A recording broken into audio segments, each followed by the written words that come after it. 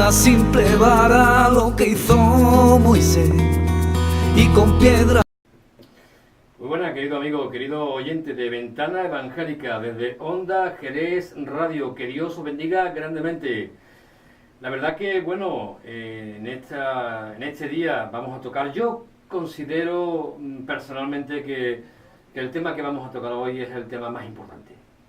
Más importante de los que hemos tratado de aquí a estas 3 jornadas que llevamos emitiendo desde Onda Jerez Radio.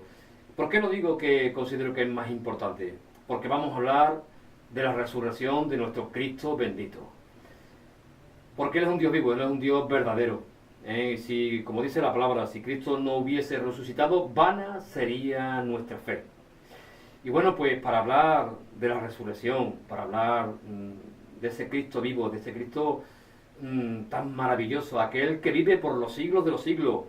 Tengo a mi derecha un amigo, un compañero, un consiervo también en el ministerio. Él es Manuel Guerrero. Manolo, bienvenido.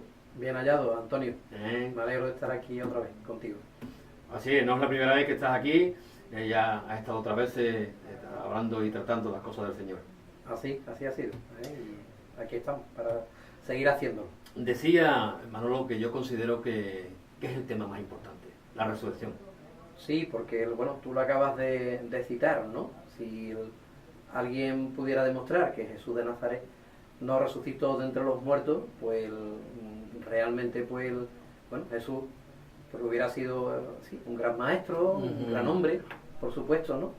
Pero en ninguna manera quien él decía ser. Y de hecho, incluso, aunque ahora lo comentaremos, ¿no? Podríamos decir que que fue un mentiroso. Porque él mismo, evidentemente, antes de que ocurriera una y otra vez, repitió que este acontecimiento, del que hablaremos ahora, pues iba a tener lugar. Y, por supuesto, vamos, insisto, si Jesús de Nazaret no resucitó, no son palabras mías, sino del apóstol Pablo, como tú has citado, pues nuestra fe es una fe vacía, no tiene ningún fundamento. Lo que nosotros vamos a citar hoy van a ser, en parte, evidentemente, textos de la palabra de nuestro Dios bendito. Vamos a hablar de esos datos históricos, ¿no? Y aquellas cosas que implican también la resurrección de nuestro Señor.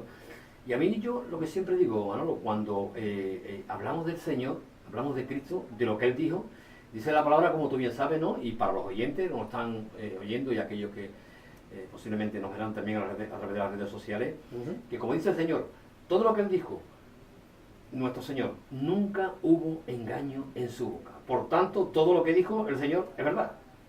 Correcto, y de hecho insisto, ¿no? En el hecho concreto de su resurrección, es algo que él dijo, y por eso yo comentaba que si realmente no tuvo lugar, pues podríamos hallar, no una mentira cualquiera, sino una gran mentira, porque como tú ya has adelantado y estamos comentando, ¿no? La base de nuestra fe, de la fe en que Jesús es el único camino para llegar a Dios, es el hecho precisamente de que, a diferencia de los fundadores de cualquier otra religión, Él se levantó de entre la tumba, mientras que bueno, los fundadores de cualquier otra religión, podemos decir que están muertos, físicamente él hablando, no es el caso de Jesús de Nazaret.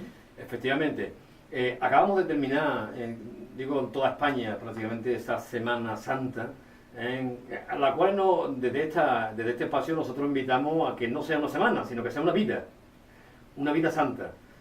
Y hablando de esa vida santa, y que luego que puedan vivir, ¿no? Que puedan vivir ese Cristo vivo, ese Cristo resucitado, ¿no? Como tú estabas comentando, Manolo, de que en el Señor, evidentemente, no era un mentiroso, y hubo un hombre que se preocupó de poner las cosas en orden, y me gustaría abrir esta tertulia, esta conversación que vamos a tener sobre la resurrección, con ese pasaje, precisamente, ¿no? De este hombre que se preocupó de poner las cosas como él va a explicarlo bastante bien. Y viene en el libro de los Hechos de los Apóstoles, en el capítulo 1, versículo 1, dice la palabra: en el primer tratado, oh Teófilo, hablé acerca de todas las cosas que Jesús comenzó a hacer y a enseñar, hasta el día en que fue recibido arriba, después de haber dado mandamiento por el Espíritu Santo a los apóstoles que había escogido, a quienes también, después de haber padecido, se presentó vivo, con muchas pruebas indubitables, apareciéndole durante 40 días y hablándoles acerca del reino de Dios. Y estando juntos le mandó que no se fueran de Jerusalén, sino que esperasen la promesa del Padre, la cual oísteis de mí. Un pasaje inmenso, bueno, maravilloso, ¿qué nos dice? Sí, sobre todo si me Sí, permites el comentario. Por supuesto. Para aquellos que no conocen mucho de la Biblia es un libro, evidentemente, donde se habla del encuentro del hombre con Dios o de Dios con el hombre, ¿no? Digamos, porque él siempre toma la iniciativa, ¿no? Y este libro sagrado recoge pues multitud de historias que evidentemente muchas de ellas nos pueden parecer pues increíbles, ¿no? El hecho de que un muerto resucite evidentemente es algo pues increíble. Pero en palabras del apóstol Pedro, uno de los seguidores de Jesús, ¿no? Él decía en una de sus cartas que nuestra fe no está basada en mitos, en cuentos, en tradiciones que nada tienen que ver con la realidad, sino en historia verdadera, en hechos que tuvieron lugar. Lucas concretamente es digamos, el único escritor no judío de la Sagrada Escritura, y él, tanto en su primer tratado, conocido como el Evangelio según San Lucas, y en este segundo, conocido como los Hechos de los Apóstoles, se presenta como alguien que ha investigado, son sus palabras, diligentemente todas las cosas desde el principio, y como tú has adelantado, pues las ha puesto en orden, ¿no? Evidentemente, cuando él llega a narrar lo que ocurre después de la resurrección de Jesús, pues utiliza unos términos que jurídicamente hablando son fortísimos, ¿no? Cuando él habla, como tú has leído, de pruebas indubitables, Sí.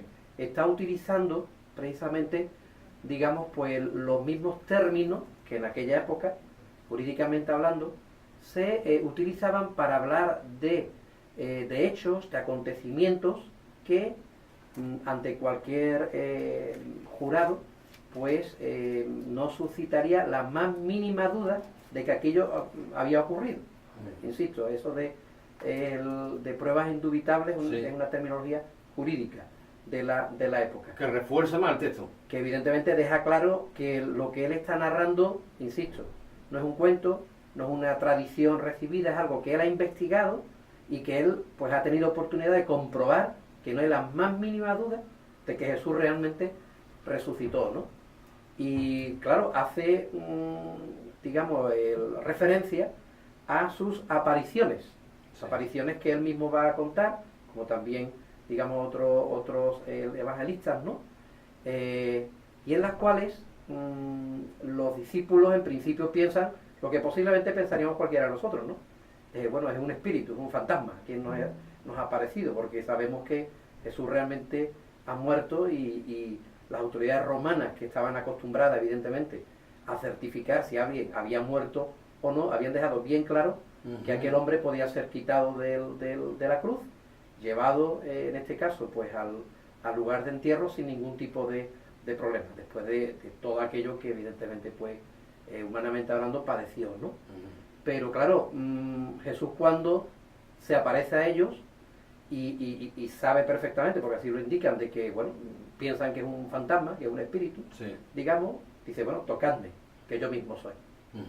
Comprobad, dadme de comer, dadme de beber, porque evidentemente un espíritu, un fantasma, No ni tiene come ni bebe, ¿no? Y como tú acabas de leer, Lucas recoge el hecho de que esto va a ocurrir, esas apariciones, esos encuentros de Jesús con diferentes personas. Ahora hablaremos un poquito del testimonio, que no es ni de uno ni de dos, sino que estamos hablando de entre una cosa y otra de unas 600 personas. Sí, sí. Digamos, ahora lo comentaremos. Perfecto. Pues se produjo en un tiempo de 40 días. Y que esa, entre comillas, aparición, que no era aparición ni mucho menos, sino era un reencuentro de Jesús con muchos de sus discípulos, pues digamos, va a tener un contenido pues tremendo, ¿no? De enseñanza sobre el reino de Dios, que es el gran mensaje de Jesús, ¿no? Jesús dijo en cierta ocasión, el reino de los cielos se ha acercado, ¿no? Y aunque no es el tema que tratamos, como veremos posteriormente, el hecho de la resurrección va a certificar que ese reino ha empezado ya a manifestarse con todo lo que de beneficio ese reino pues está profetizado en el Antiguo Testamento, que iba a traer al ser humano. Así que me ha llamado la atención, Manolo, lo que tú estabas comentando al principio, que lo has dicho de pasada, cuando yo no me acuerdo dónde viene el pasaje, ¿no? Pero cuando dice, porque no nos hemos dado a conocer el poder y la vida de nuestro Señor Jesucristo siguiendo fábulas artificiosas, sino como habiendo visto con nuestros propios ojos a su majestad, dice la palabra. Correcto. Esto, digamos, volvemos a tener delante de nosotros terminología jurídica.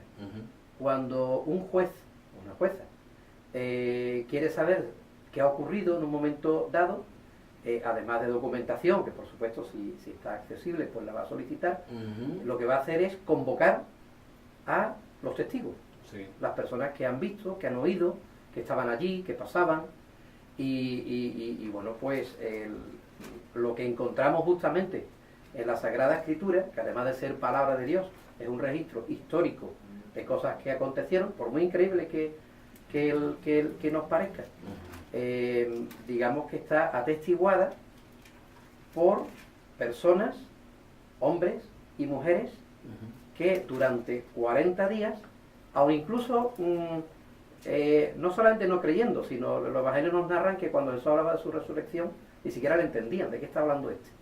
¿De qué está hablando este? ¿Por qué? Porque el judío sí creía en la resurrección de los muertos, ¿no? Pero en el futuro. Como cuando Jesús le dice a una de las hermanas de Lázaro, al que resucitó pues días después de su muerte, dice la Sagrada Escrituras que cuando Jesús le dice, bueno, tu hermano resucitará, pues aquella mujer con una cosmovisión judía dice, Señor, yo sé que va a resucitar en el día postrero, al final de los tiempos.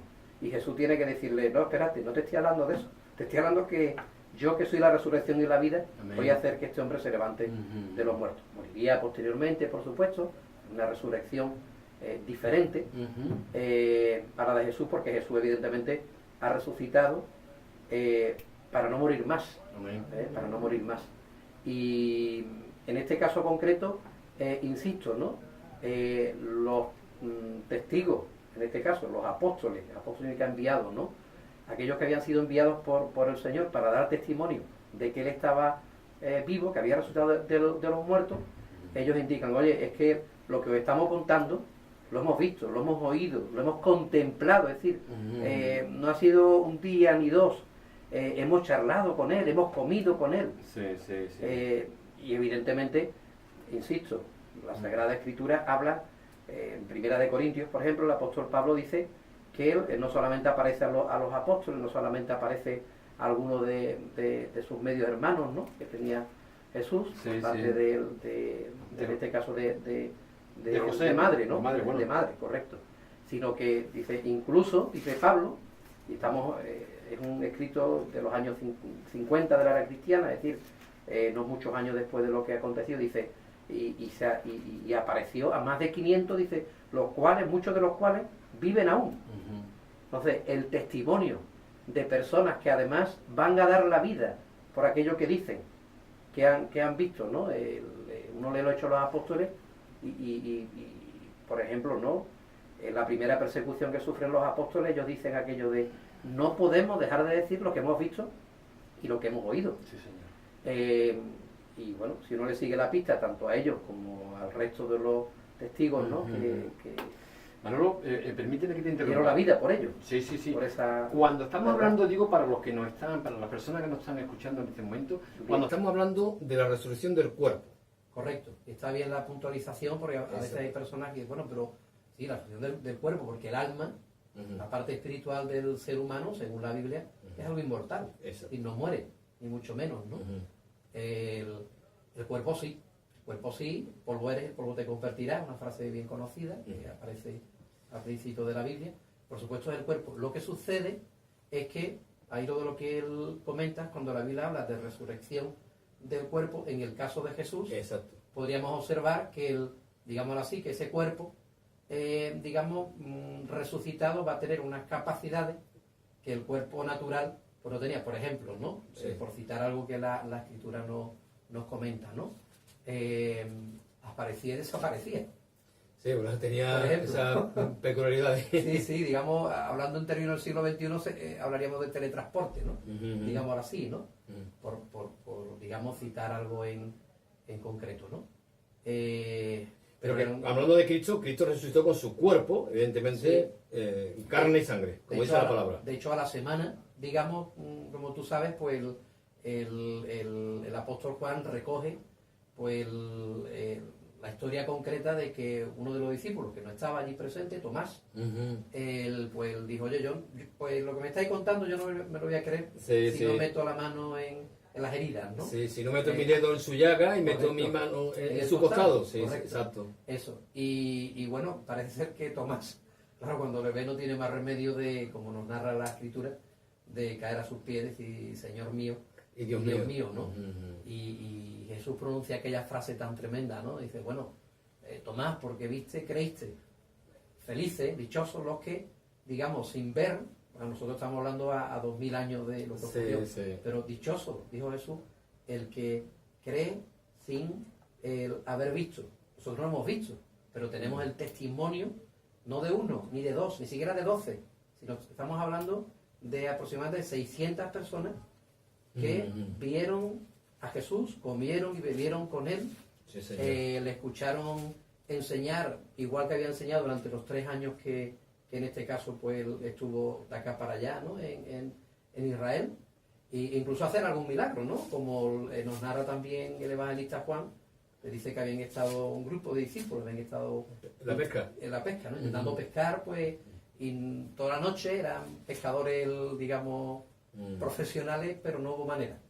Y sin embargo Jesús pues les dice, cuando se les aparece en esa ocasión, mira, echar la red a la zona derecha, y bueno, pues cogieron multitud de peces, ¿no? Seguía siendo el mismo, digamos, pero evidentemente transformado hasta el punto de que, como decía hace un instante, pues va a tener unas características su cuerpo que que anteriormente no tenía.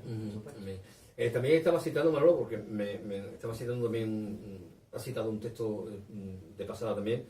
Son tantas cosas que decimos, pero ¿no? que me encanta, me encanta porque lo que has dicho, ¿no? Y has citado así un poquito lo que Juan decía, ¿no? Lo que anunciaban, ¿no? Y Juan decía, que tú lo has comentado antes, ¿no? Dice, lo que era desde el principio, lo que hemos oído, lo que hemos visto con nuestros ojos, lo que hemos contemplado y palparon nuestras manos tocante al verbo de vida. Porque la vida fue manifestada y la hemos visto y testificamos y os anunciamos la vida eterna, la cual estaba con el Padre y se nos manifestó. O sea, que entran todos los sentidos, o sea, esa resurrección, esa vida. Correcto. Entran, o sea, no estamos hablando, y algo también maravilloso, ¿no? Que también la has comentado, Manolo, pues tenemos el mismo sentir. Porque no damos a conocer lo que antes decíamos, una fábula, un cuento, no, esto lo hemos visto, lo hemos contemplado, lo hemos palpado con nuestras manos, hemos vivido con él. Y esto anunciamos, ¿no? Hay un caso concreto donde aparecen los dos personajes que tú has citado, tanto Juan como Pedro, y es el hecho de que cuando las mujeres, ¿no? Y esto hay que situarse en el tiempo, ¿no? El testimonio de una mujer, ya que lo estamos enfocando todo en términos jurídico, histórico por supuesto, pero digamos sobre todo jurídico, el testimonio de una mujer en el siglo I, digamos, ante un tribunal de justicia no servía. Es normal que cuando el Jesús, que rompió molde desde el principio, escoge precisamente como primer testigo de su resurrección a una mujer, María Magdalena, y le dice que vaya y se lo diga a sus discípulos, ¿no? Cuando ella llega, y lo dice, pues, dicen lo propio de varones de aquella época, y quizás de algunos también de esta, ¿no? Estas locas, ¿no? Pero Juan y Pedro echan a correr hacia la tumba, justamente. Y dice la Sagrada Escritura, el registro histórico de lo que ocurre en ese momento, tiene que ver con lo que tú has dicho, ¿no? Que el Juan, como más joven, llega al primero. Echa un vistazo, pero se queda en la puerta. Pero Pedro, el impulsivo, entra al fondo del todo. Sí, señor. Y dice la Sagrada Escritura que él no solamente ve, sino que contempla.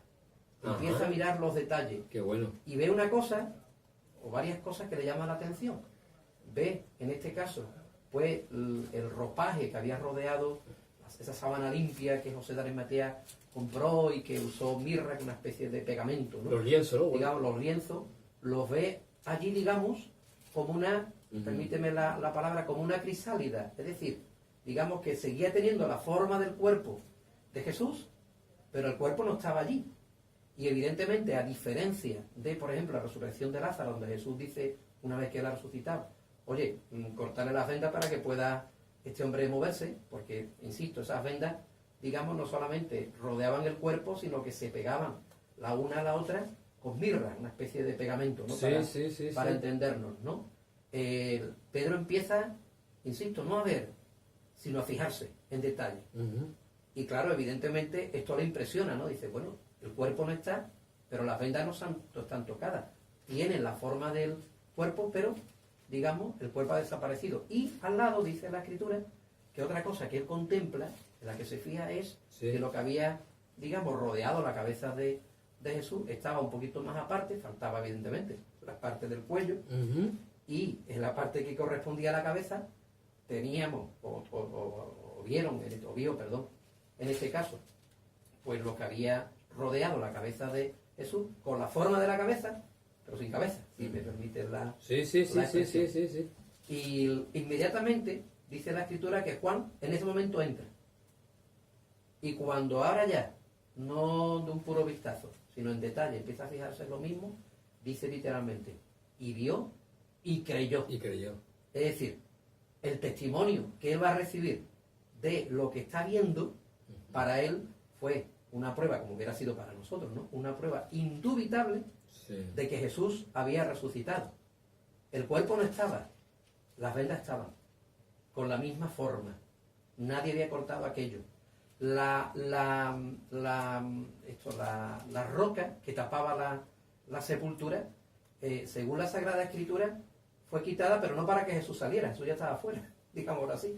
Hablamos antes de que su cuerpo tenía esa capacidad, ¿no? Parece desaparecer, teletransporte, ¿no? Que diríamos hoy en día, ¿no?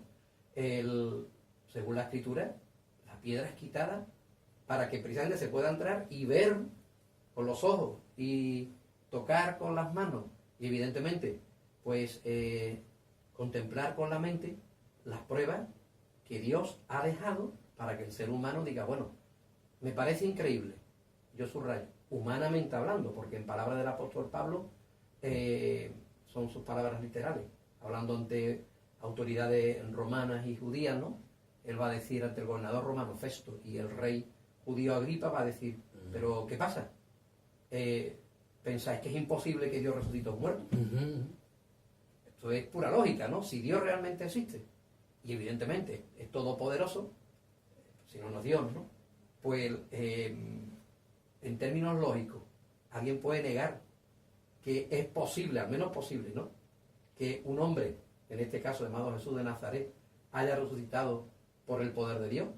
Lo ilógico sería, bueno, pensar esto, ¿no? Es como, si me permite un ejemplo, ¿no? Si estamos aquí justamente hablando y hay unos medios que permiten que pues nuestras voces lleguen a donde sea, ¿no? Digamos, ya que se está grabando y por redes sociales puede llegar muy lejos.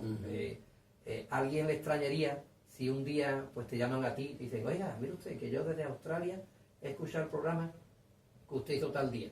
Bueno, es algo lógico. Sí, claro. Pues lo mismo, si Dios es Dios y es todopoderoso, que se crea algo imposible que alguien haya sido resucitado entre los muertos por él, es pura lógica. Si encima tenemos, insisto, el testimonio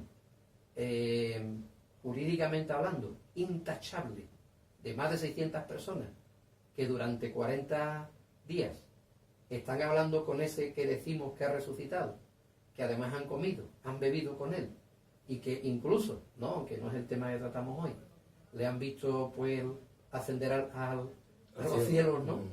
Pues verá, difícilmente vamos a poder negar esto como un hecho histórico. Así es. ¿Por qué? Porque cumple los requisitos que cualquier hecho que en la historia, digamos, pues tratamos, se le exige. No estamos Sí, pidiéndole sí. ni más ni menos, ¿no? Este hecho, en concreto. Hablando de términos legales, Manolo, para creer, y más en aquel tiempo también, ¿no? Para creer que algo fuese verídico, se necesitaban el testimonio de mínimo 2 o 3 personas. Y aquí tenemos sobreabundancia. Sí, claro, aquí por si alguien quería más, correcto, efectivamente. Estamos hablando, ya digo, ¿no? Si alguien tiene una Biblia a mano puede encontrar esa pequeña Sí. lista en la primera carta del apóstol Pablo a los cristianos de la ciudad griega de Corinto, en el capítulo 15. Sí, luego lo leeremos. Bueno, pues incluso él dice, y al último de todos A mí. me aparece a mí. Dice que no soy digno de ser llamado un Sí, enviado sí, suyo, ¿no? sí, sí. Porque yo perseguí, ¿no? Él fue un perseguidor de la iglesia, hasta que llega un momento en que él pues tiene ese encuentro que narra, ¿no? De una manera tremenda, camino Sí. de la ciudad siria de Damasco, ¿no? Sí, sí. Y donde Jesús le dice, bueno, ¿qué estás haciendo, Pablo? ¿Por qué me persigues, no? Y le habla y le encomienda lo que va a hacer, ¿no? Pero bueno, es curioso que cuando personas intelectualmente honestas han estudiado en detalle el registro histórico de, digamos, de la resurrección de Jesús, han llegado a la conclusión, y si a alguien le interesa puedo darle el nombre, han llegado a la conclusión, insisto, personas intelectualmente honestas que no han dicho, esto no es posible, o esta gente está loca, o se han inventado, esto. Bueno, pues Jesús nunca resucitó, pero los discípulos después pues se inventaron esto, o verá, que lo investigue. Lucas lo había investigado diligentemente, con Exacto, interés, lo que hemos leído. y él había llegado a la conclusión, digamos, ineludible de que Jesús realmente había resucitado. Evidentemente no es el único, digamos, no es la única razón, ¿no? Pero bueno, es la razón base, digamos, del hecho, insisto, histórico, increíble, bien, pero yo insisto, si Dios existe, si el Creador existe, si es Dios, en términos lógicos, bueno, no debe extrañarnos ni de que un muerto resucite, Amén. ni de que un leproso sea sanado, ni de que un ciego vea, ni nada por el estilo, ¿no? Aunque, Amén, sí. aunque no nos parezca un milagro el hecho de que él, digamos, cuando estemos, sea de noche, no nos caigamos, Lo sigue. es casi que un milagro, ¿no? La gravedad. Pues vamos a seguir hablando después de esta pequeña pausa que vamos a tener. Maravilloso. Muy bien, Antonio.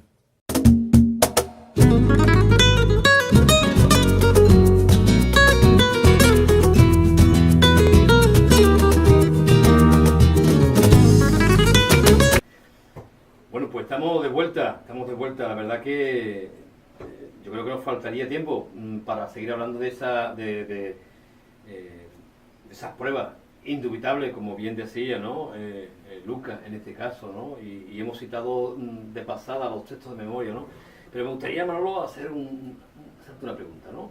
¿Qué implica la resurrección de Cristo, ¿no? ¿Qué me podría decir?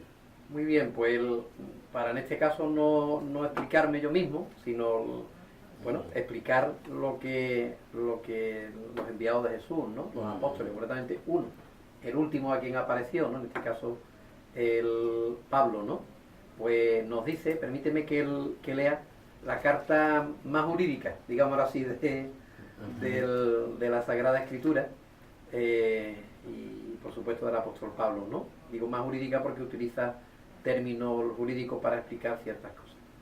Dice así, dice, Pablo, siervo de Jesucristo. Estamos, Manolo, para... Perdón, el capítulo 1 Sí. de Romanos, vamos a leer simplemente el comienzo. Perfecto. Sí, Romanos capítulo 1, los primeros versos de esta carta, ¿no? A los cristianos de Roma. Pablo, siervo de Jesucristo, llamado a ser apóstol, apartado para el Evangelio de Dios, que él había prometido antes por sus profetas en las Santas Escrituras, acerca de su Hijo, nuestro Señor Jesucristo, que era del linaje, de la descendencia de David, según la carne, que fue declarado, y aquí está la clave, que fue declarado Hijo de Dios con poder, según el Espíritu de Santidad, por la resurrección de entre los muertos. Leo de nuevo.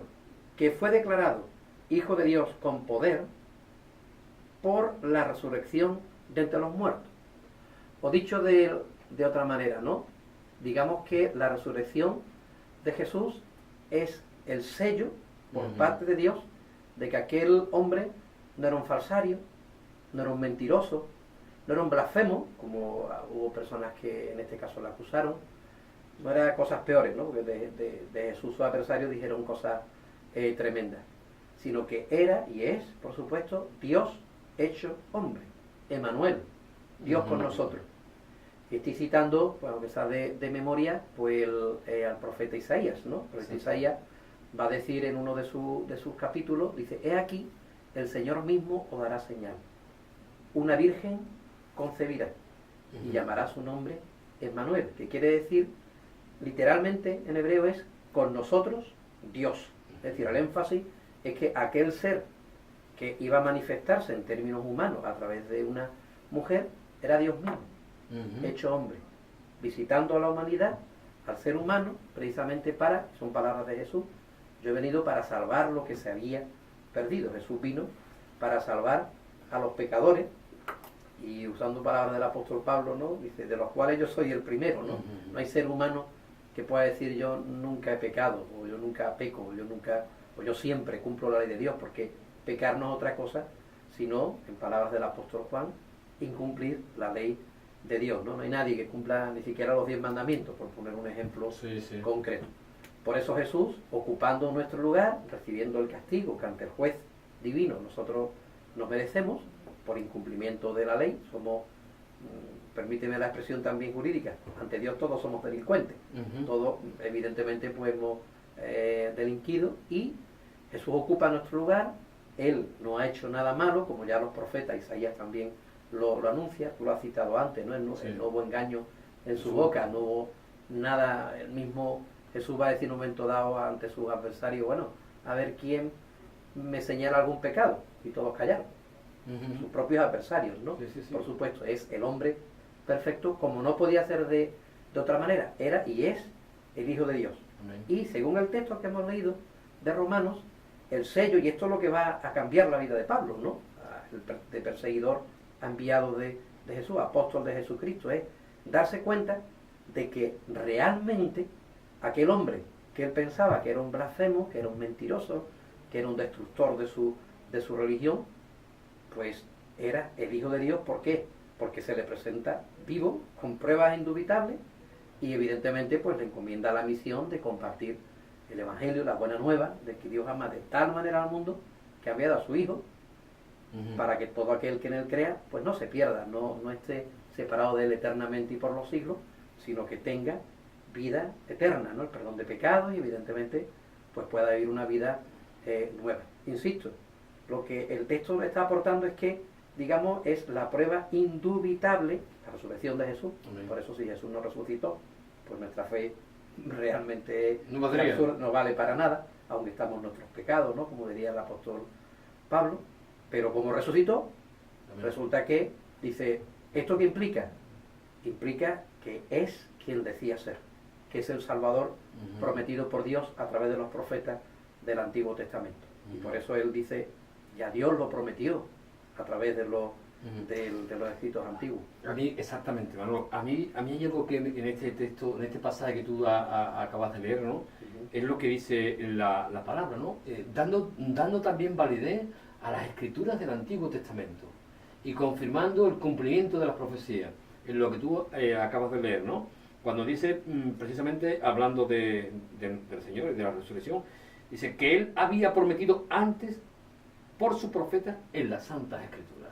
Correcto. O sea, lo que estoy un poco reiterando, ¿no? La validez, la argumentación, la fiabilidad de la palabra del Antiguo Testamento, como esas profecías que Isaías, ¿no? Que vamos a citar, vienen a cumplirse todas aquellas cosas que el Señor, el Espíritu Santo ya había revelado a sus santos profetas y que vienen a dar cumplimiento en la resurrección de nuestro Cristo bendito. Esto es yo no sé qué calificativo ponerle a esto, pero esto es un milagro, esto es una maravilla, esto es una bendición, el poder creer en ese Cristo vivo, en ese Cristo tan maravilloso, ¿no? Porque la validez de las Escrituras, Manolo. Sí, correcto, vamos, de hecho, aunque en la primera parte del programa hemos hablado de esas pruebas indubitables, pero ya que tú hablas justamente del Antiguo Testamento, todo lo que va a acontecer en relación a Jesús es algo que digamos, podemos seguir a través del Antiguo Testamento mucho tiempo antes de que se cumpla, ¿no? Si uno lee el Salmo 22, por ejemplo, pues se da cuenta de que, digamos, los detalles de su crucifixión están ahí con un detallismo, y hay que recordar que el Salmo 22, escrito por el rey David, digamos, pues fue escrito aproximadamente 1000 años antes de Cristo, que se dice pronto. Ahí en el Salmo 22, Manolo, permíteme, no voy a citar, ¿no? Ya que lo has citado, yo quiero leer, ¿no? Leer precisamente algo muy importante que el Salmo 22 nos cita, ¿no? Cuando está hablando, a ver si lo tengo aquí la palabra. Bueno, cuando habla precisamente, a ver si lo encuentro. No, yo creo que, bueno, ahí viene hablando, pero yo creo que yo creo que me he ido al Salmo, yo me iba al 16 a lo mejor. Exactamente, gracias por esa, nada. exactamente, ¿no? Hablando del Salmo 16, exacto, perfecto. Cuando dice el Salmo, que es una profecía, evidentemente, ¿no? De la resurrección del Señor, ¿no? Correcto. Dice, se alegró por tanto mi corazón y se gozó mi alma. Mi carne también reposará confiadamente. Porque no dejarás mi alma en el Seol, ni permitirás que tu santo vea corrupción. Como ya está profetizando de que el cuerpo de Cristo no se iba a corromper, ni evidentemente ni su alma iba a dejar ahí en el Seol, en la región de los muertos, ¿no? A mí eso me encanta, ¿no? Hablando de las profecías, ¿no? Del cumplimiento de la palabra, ¿no? Que es lo que estamos citando, ¿no? Y es hermoso, ¿no? Es hermoso ver esto, ¿no? Aunque no es el tema, ¿no? Del cumplimiento o de la veracidad de la palabra, del cumplimiento de las profecías, ¿no? Pero ya el Señor nos cita, ¿no? En el Evangelio de Lucas, ¿no? Que todo, él lo dice, ¿no? Que todo lo que está escrito de él tiene cumplimiento, evidentemente. Correcto, y de hecho en la primera predicación de los apóstoles, Pedro, dice la Sagrada Escritura que su primer discurso, digamos, va a utilizar, entre otros argumentos, esa profecía, ¿no? Sí. Y él dice, oye, verás, aunque esto lo escribió David, eso hace ya 1000 años, vosotros sabéis que David murió, y en aquella época al menos, su tumba está entre nosotros.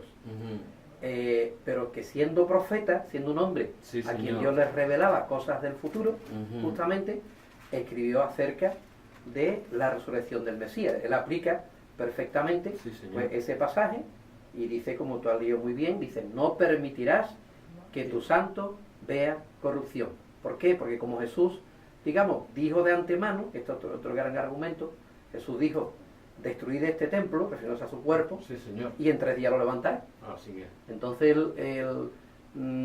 digamos que tanto la Sagrada Escritura en el Antiguo Testamento, las palabras de Jesús, el testimonio de sus discípulos, de esa cantidad enorme que hemos citado, como las cosas que ocurrieron después y que también estaban profetizadas, justamente el apóstol Pedro lo denominaría en una de sus cartas las glorias que vendrían después del sufrimiento y resurrección del Mesías. La propia Iglesia, la propia existencia de vidas transformadas, de vidas perdonadas, de vidas que desde entonces, ¿no? Siempre que se han adecuado a la palabra de Cristo y de los apóstoles, pues han trastornado el lugar donde han llegado, para bien, por supuesto, es otro gran testimonio de que aquel hombre, digamos, era quien decía ser. Y ahí lo de hecho, quería leer algo que también en la primera carta a los Corintios, capítulo 15, lo digo porque es otra implicación, digamos, digamos, del hecho histórico de la resurrección. Hemos dicho, lo primero es que es el sello de parte de Dios de que aquel hombre era quien decía ser, era el Mesías, el Salvador, anunciado de antemano desde siglos atrás, ¿no? Por supuesto, ¿no? Y que no era un falsario, un mentiroso. Pero también en 1 Corintios 15 dice que él es el primero de la resurrección. O dicho de otra manera, el mensaje de la resurrección de Jesús es un gran mensaje de esperanza, porque como a veces escuchamos, y es cierto, no todo acaba con la muerte. El hecho de que Jesús resucitara es un mensaje de parte de Dios al ser humano, de que un día, y esto está recogido en el credo apostólico, ¿no? Como se dice, y creo en la resurrección de los muertos y la vida futura. Amén. el hecho de que el ser humano sepa de que la existencia no acaba con los 70, 80, 40, 3, los años que Dios nos permita vivir aquí, le pone ante la disyuntiva de,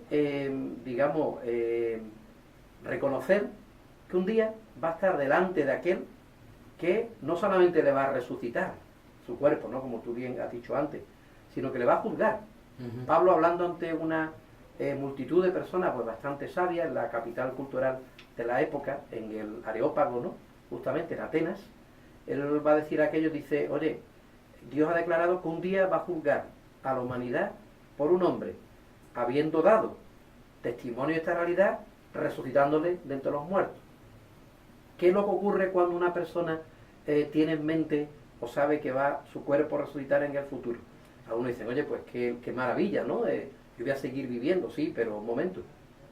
Lo primero que vas a pasar es por un juicio ante aquel que fue juzgado injustamente, llamado Jesús de Nazaret, ¿no?, según la historia nos narra.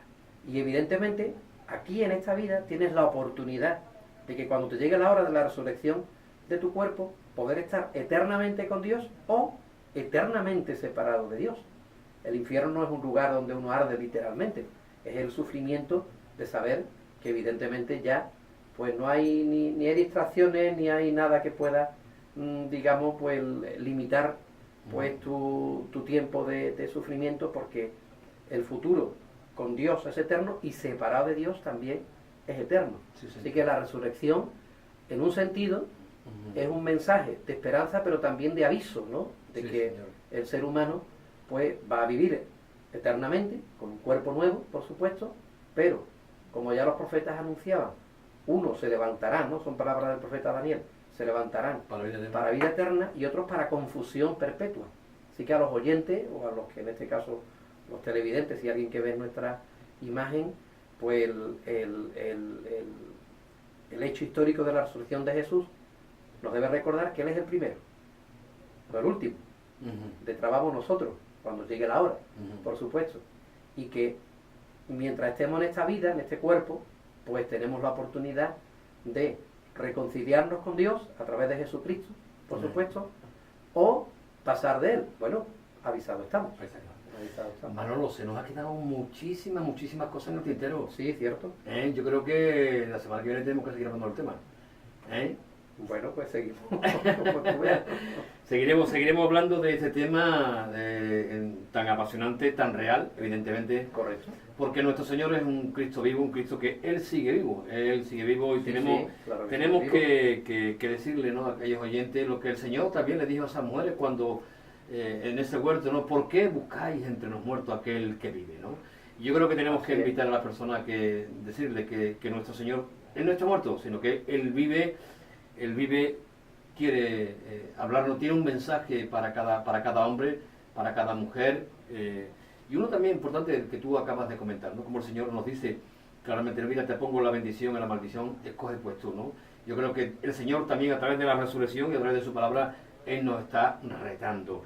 Pues la semana que viene seguiremos hablando de este tema tan real, tan importante para nuestra vida. Manolo, gracias por tu tiempo, gracias por tu palabra. Encantado. Y nos vemos la semana que viene. Dios mediante.